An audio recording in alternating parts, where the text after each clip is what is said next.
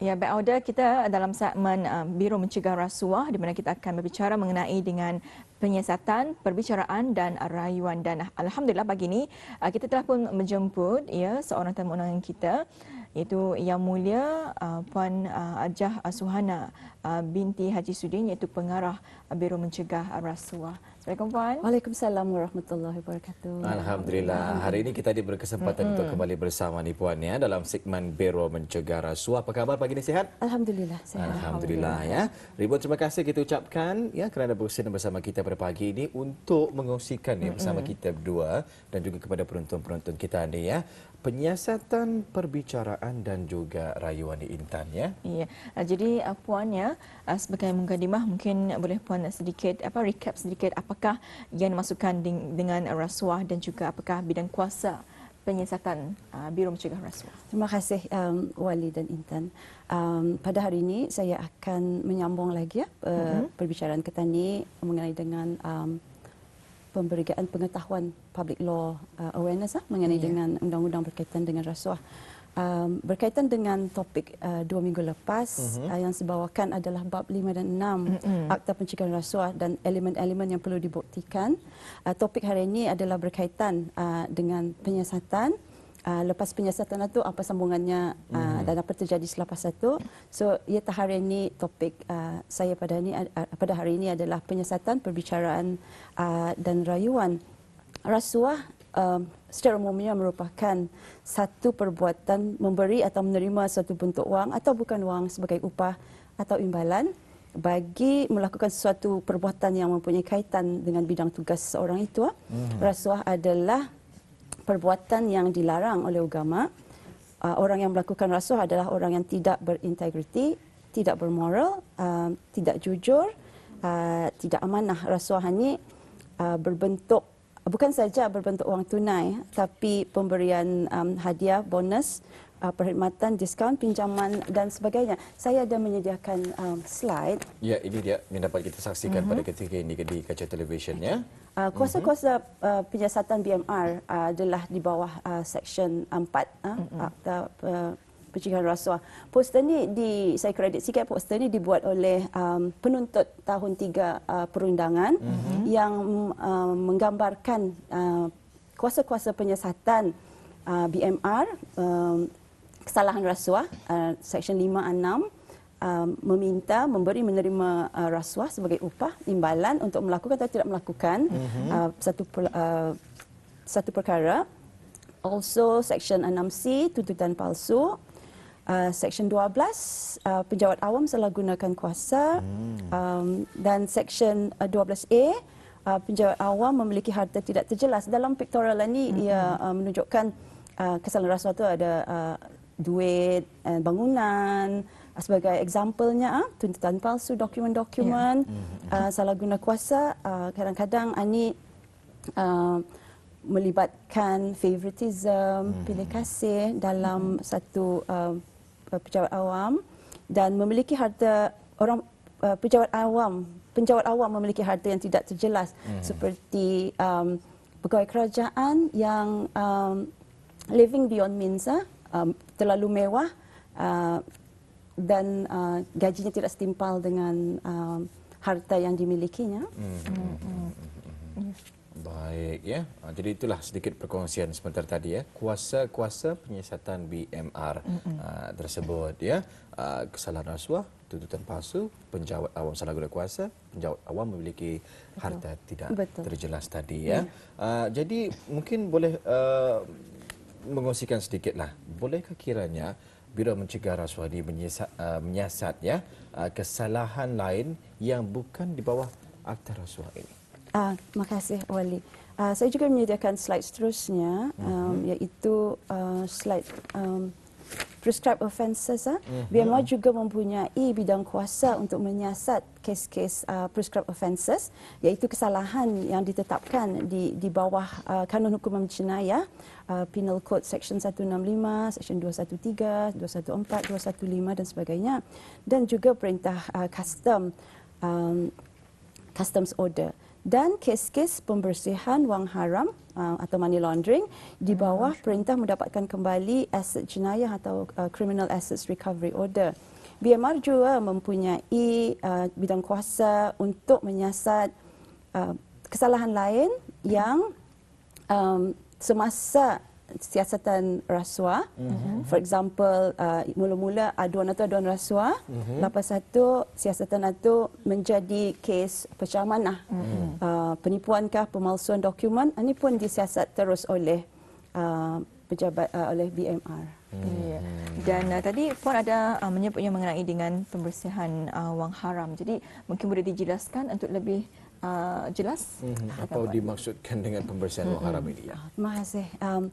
Pembersihan wang haram ini Englishnya money laundering. Seseorang itu melakukan kesalahan pembersihan wang haram jika ia melibatkan diri dalam transaksi yang melibatkan wang yang diperoleh hasil dari aktiviti jenayah. Misalnya duit itu adalah duit olehnya mencuri, ya, for example lah. Sekali atau ia mengira dadah atau ia berasuah. Kali dimasukkannya dalam bank account-nya, dibelikannya rumah, belikannya kereta, dilaburkannya sebagai bisnes untuk menapuk sebenarnya asal-usul duit itu. Duit itu duit haram, diinvestnya dalam bisnes. Kali bisnes itu jadi legal sebabnya diregisternya atau konon. Tapi duit haram ini yang dinamakan dibersihkan dan diberi covering baru. Kononnya menggambarkan duit itu duit legal lah. Undang-undang ini adalah relatively undang-undang baru yang baru berkuasa 2012 dengan tujuan untuk menghukum pesalah money laundering, dan juga undang-undang ini menyediakan mekanisme untuk rampasan harta tersebut melalui perintah mahkamah. Maksudnya bisnesnya tadi itulah tu. Betul. Baik. Jadi bolehkah sekiranya seseorang itu disiasat dan juga didakwa di bawah lebih daripada satu akta kesalahan? Ya boleh. Sebagai contoh, seorang pegawai awam itu dilaporkan kerana mempunyai banyak kereta, for example, dan hidup mewah. Sekali siasatan dijalankan mendapati pegawai tersebut dalam tugasnya ada diamanahkan untuk memegang wang kerajaan, dan wang itu dikeluarkannya secara tidak jujur dan dipakainya untuk kegunaan peribadi. So si pegawai tadi itu adalah melakukan 3 kesalahan, iaitu living beyond means di bawah Akta Pencegahan Rasuah, pecah amanah tadi menggunakan duit kerajaan untuk kegunaan peribadi, pecah amanah di bawah Hukum Kanun Jenayah Seksyen 409, dan juga kesalahan pembersihan wang haram kerana menggunakan wang hasil pecah amanahnya tadi itu hasil jenayah untuk, for example, dia membeli kereta, beli rumah, masukkannya dalam personal bank account-nya. Ini adalah kesalahan di bawah perintah KARO yang baru saya sebutkan tadi itu. Ya. Dan kita masih lagi membicarakan mengenai dengan penyiasatan, perbicaraan dan juga rayuan. Jadi Puan, mungkin boleh dijelaskan kepada penonton kita apakah prosedur Biro Mencegah Rasuah dari mula menerima aduan dan sampai selesai ke mahkamah. Okay, terima kasih Intan. Saya jom menyediakan the next slide. Di sini slide kita ni menunjukkan, again this slide is prepared by a student. Proses dari mula, mula-mula laporan tu dia boleh aduan. Aduan memang dirahsiakan, pengadunya memang dirahsiakan. Setelah aduan diterima, laporan diterima, tangkapan.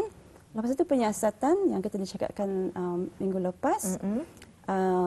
Penyiasatan kalau rasuah, elemen-elemennya yang perlu disiasat dan perlu dikumpulkan bukti. Lepas siap penyiasatan di BMR, di kertas siasatan dihantar ke pihak pendakwa raya untuk penelitian, dan kalau cukup bukti apa semua untuk pendakwa raya memulakan kes, akan dibicarakan di mahkamah. Lepas perbicaraan nombor 5 tu dalam urutannya, mahkamah akan memberi hukuman sabit atau rendah sabit dan menjatuhkan denda penjara. Dan lepas itu barutah ada rayuan terakhir, ya.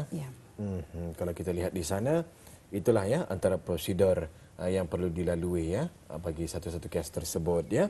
Mudah-mudahan jelaslah ya kepada penonton-penonton kita ni. Jadi selepas aduan diterima, kalau kita lihat di sana ya, penyiasatan akan dilaksanakan ya, dijalankan. Apa sebenarnya tujuan penyiasatan ini, Puan? Mahasiswa. Tujuan penyiasatan adalah untuk mencari, mengkumpul bukti. Bukti-bukti yang diperolehi oleh pegawai penyiasat akan dikumpul untuk dihadapkan ke pihak pendakwa raya, dan pihak pendakwa raya akan menggunakan bukti-bukti tersebut di dalam pendakwaan dan perbicaraan di mahkamah. Bukti-bukti ini akan dikemukakan dan diteliti oleh mahkamah sama ada bukti ini mencukupi atau tidak untuk disabitkan atau tidak.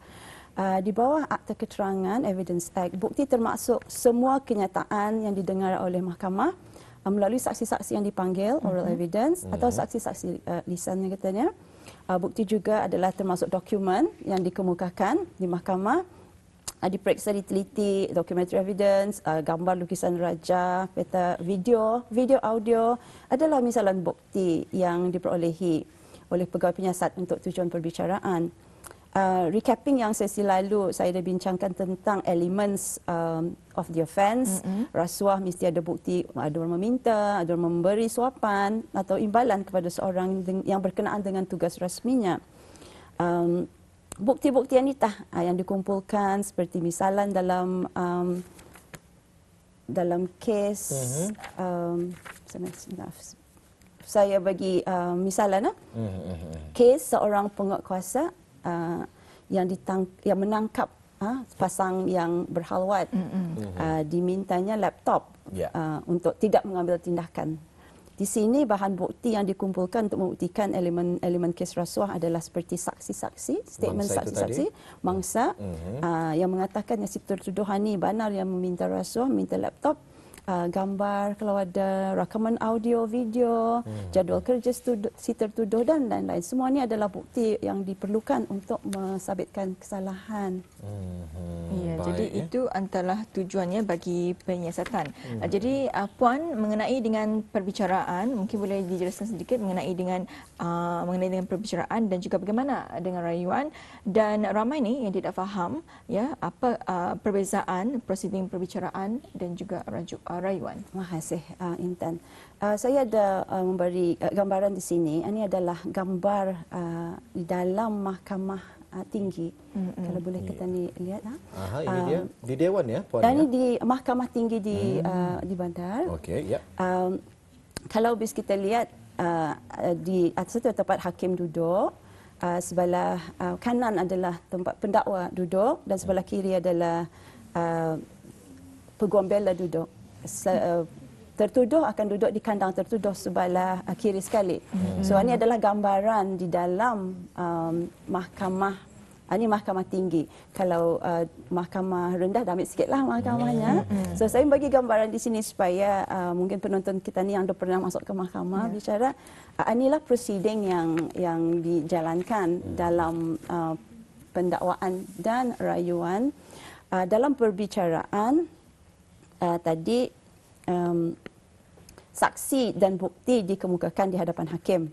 Pihak pendakwa memanggil saksi untuk buktikan yang tertuduh ada melakukan rasuah, for example.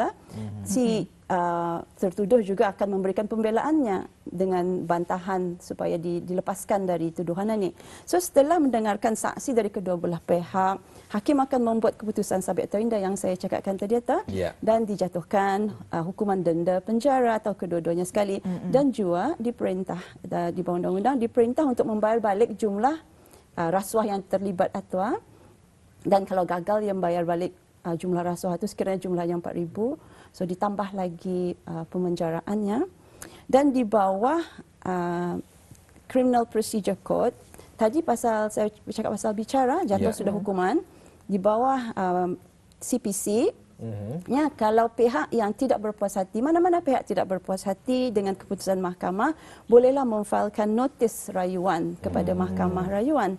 So tempoh memfailkan notis adalah 14 hari dari tarikh jatuh hukuman. Sekiranya jatuh hukuman di mahkamah rendah, ia ada 14 hari untuk menaikkan ke mahkamah tinggi. Kalau perbicaraan di mahkamah tinggi, ia ada 28 hari untuk menaikkan, memfailkan notis kepada mahkamah rayuan. Di sini di mahkamah rayuan bukannya dibicarakan semula mendengar saja hujah-hujah rayuan si tertuduhan ni, ia akan cakapnya, ia akan buat rayuannya supaya ia dilepaskannya daripada sabitnya, salah tanya perbicaraan di bawah di mahkamah rendah. Ya. Ataupun ia boleh minta rayuan supaya hukumannya tu dikurangkan. Pendakwa raya juga boleh membuat rayuan supaya hukuman itu dinaikkan.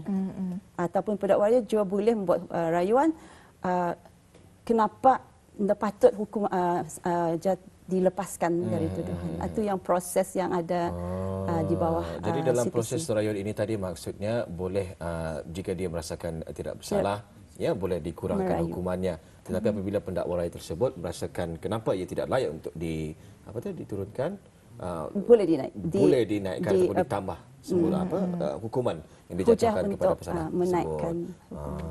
Baik, ya, luar biasa sekali. Jadi itu perbezaan prosiding Perbicaraan dan rayuan. Iya, baik. Jadi mungkin boleh berkongsi satu kes rayuan sebagai contoh. Ya. Terima kasih Wali. Saya juga ingin merujuk kepada rayuan yang didengar pada minggu lepas mengenai dengan dua orang bekas pegawai kerajaan yang disabitkan kesalahan pecah amanah dan pembersihan wang haram. Tertuduh pertama dijatuhkan hukuman 10 tahun penjara bagi 15 tuduhan pecah amanah. Jumlahnya 15 juta lebih.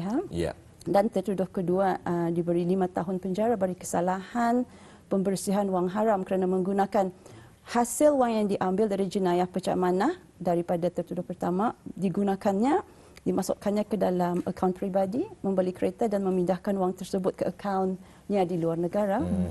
Dalam kisah ini, pendakwa raya tidak berpuas hati dengan hukuman yang dijatuhkan sebagai terlalu rendah dan memfailkan rayuan untuk hukuman dinaikkan. Manakala yang tertuduh juga tidak berpuas hati dengan hukuman yang disabitkan dan diminta dilepaskan dan juga merayu untuk dikurangkan hukumannya. Ya. Ini yang saya sebutkan prosedur tadi itu. Di sini hujah rayuan didengar selama 3 hari pada 14, 15 dan 16 bulan Jun minggu lepas. Dan ini adalah bukan perbicaraan semula. Ini adalah hujah-hujah rayuan, grounds of appeal. Kisah ini kita akan dapat ketahui resultnya, verdiknya pada bulan Julai, sama ada keputusan dari Mahkamah Rayuan. Mahkamah Rayuan ini 3 orang hakim yang mendengar semula rayuannya ni. So keputusan yang selalunya akan di-expect adalah either dikekalkan hukuman yang asal, dilepaskan Seperti permintaan ataupun ditambah ataupun dikurangkan. Baik, ya. Itulah sedikit contoh lah ya mengenai dengan kes baru-baru ini ya. Baik. Terakhir, bagaimana untuk mereka yang merasa untuk melaporkan mana-mana jenayah rasuah mungkin ya, ataupun ingin berhubung terus macam mana? Terima kasih Wali. BMR mengeluh-elukan orang ramai untuk melaporkan rasuah. Pelapor adalah dirahsiakan di bawah undang-undang, so jangan takut untuk melapor. Sama-sama kita ni membenteras rasuah kan. So di headquarters di Ibu Pejabat BMR di Airport Lama seperti tertera, email boleh, di teks boleh, sekarang di sana di teks, berjumpa terus in person boleh, pegawai bertugas memang sentiasa ada 24 hours. Dan juga di Pejabat BMR cawangan di daerah cawangan Kuala Belait juga seperti yang tertera, BMR memang mengeluh-elukan pelapor-pelapor untuk sama-sama membenteras kesalahan rasuah. Ya, alhamdulillah. Jadi ada 2 lokasi ya, itu di Ibu Pejabat Biro Mencegah Rasuah di lapangan terbang Lama Berakas dan juga di cawangan daerah Belait ya. Alhamdulillah memang cukup padat apa yang telah pun dikongsikan yang menerusi segmen Biro Mencegah Rasuah, di mana hari ini kita berbicara mengenai dengan penyiasatan, perbicaraan dan juga rayuannya. Ya, insyaAllah jika ada kesempatan kita akan kembali bersama lagi Puan ya dengan perkongsian yang lain pula menerusi segmen Biro Mencegah Rasuah ini. InsyaAllah ya. Jadi selamat kembali bertugas selepas ini. Ya. Terima kasih. Assalamualaikum. Waalaikumsalam warahmatullahi wabarakatuh.